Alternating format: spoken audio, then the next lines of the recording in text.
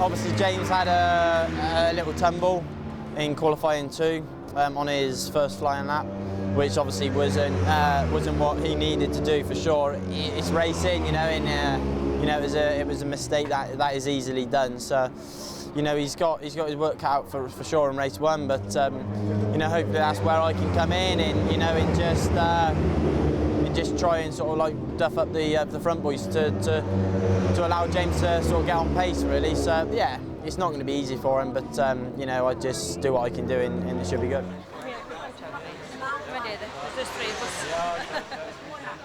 Yeah, Tommy, you know, things haven't just gelled quite as well here as what they did at Assen initially. A few different setup issues and things, but things are coming round now. He showed real good pace in morning warm-up. You know, things are falling into place and he's feeling more settled with things now. So he's in a better position than James, obviously, 3rd row of the grid. So I think he can get away and have a good race, really. Off the line.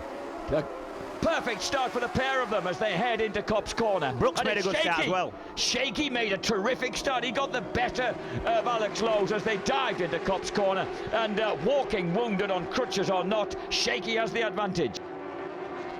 That beautiful, but James Ellison is up to 9th place now, just behind James Westmoreland on the leading build-based BMW. Sorry, the second build-based BMW. There he is, 27 Westmoreland, 77 is Ellison.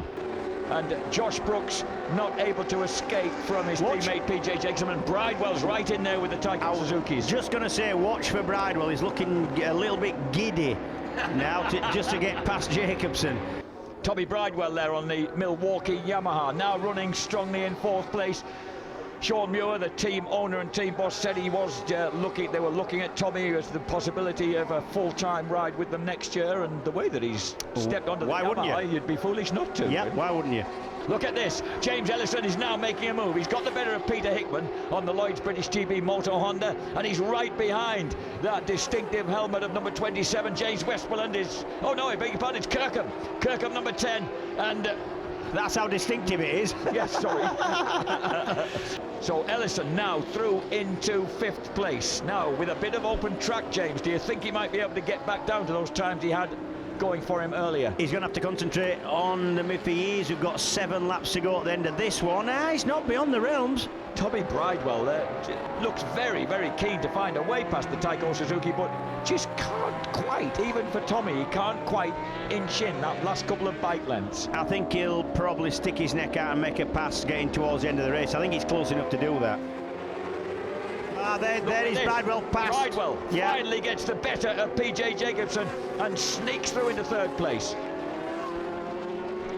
Well, you said he'd be keen to make a move on that in that black stealth helmet, and he's finally done it, James. These two guys, of course, not involved in the showdown, so sadly can't conceivably win or get into the top 6 in the British Championship, but running for that 7th place. Yeah, and this is why they were both seen as wingmen to their sort of #1 riders. Obviously, PJ Jacobson to Brooks and Tommy Bridewell to James Ellison. But the way the race has panned out, they're racing for themselves. Bridewell 3rd, Jacobson in 4th place, James Ellison 5th. Look at that. It was a battle at the front royal there. All the eyes were on that one. Obviously, we just wanted to see how far up the grid we could get James, and you know, from 18th to come to 5th position was a great result. Obviously, we're watching the positions there to see whether or not Tommy could have had an effect on it, but you know, I'm not going to take a podium away from Tommy there. He battled really hard with PJ, and I think, you know, I'm reasonably pleased third and 5th, and Josh dropping out unfortunately, but he kind of consolidates a few points in that 3rd position.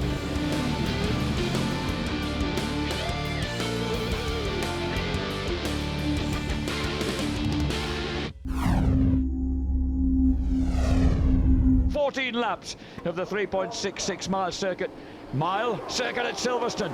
Off the start, great start by the Kawasaki of Shaky Byrne, launches into Copse Corner. Alex Lowe's almost inevitably in 2nd place, pursued by the 2 Taiko Suzukis, who I think may have got the better of Tommy Bridewell off the start. Tommy Bridewell is just ahead of teammate James Ellison as they go thundering past us now. The top 6 already breaking clear. So that is Josh Brooks, hard riding 30-year-old former 3rd place man in the World Supersport Championship.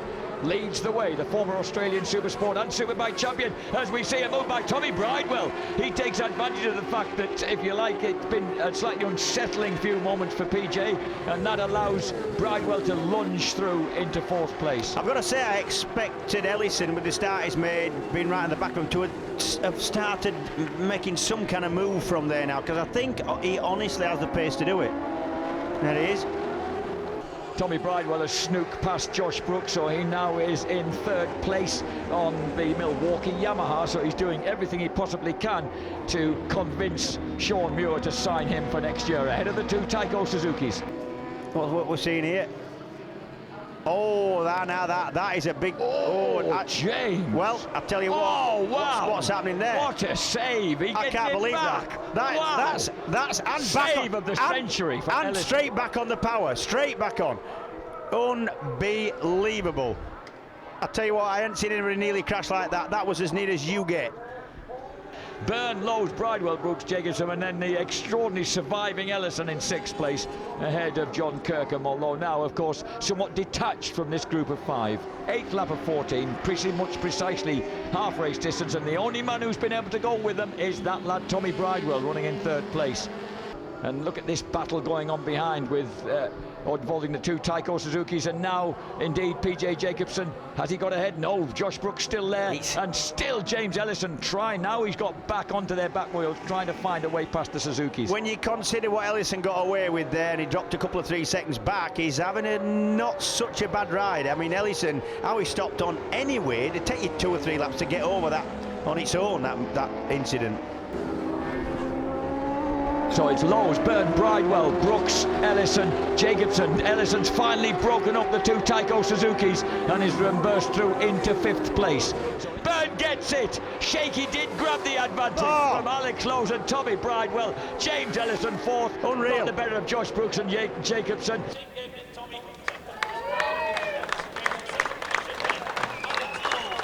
You could see the gap from the group in front pulling away from PJ, and I was desperate to get past. Bit too much gas at the end of the back straight and had a big high side, came out of the seat. I thought that was it, game over, and I just managed to climb back on again, head down, and again it was more hard work to catch the group in front, and I managed to catch back up to PJ, pass him, get Brooks here, pass him back, by which point obviously the group had just edged away, so unfortunately didn't get a podium for Milwaukee Yamaha, a bit cheesed off.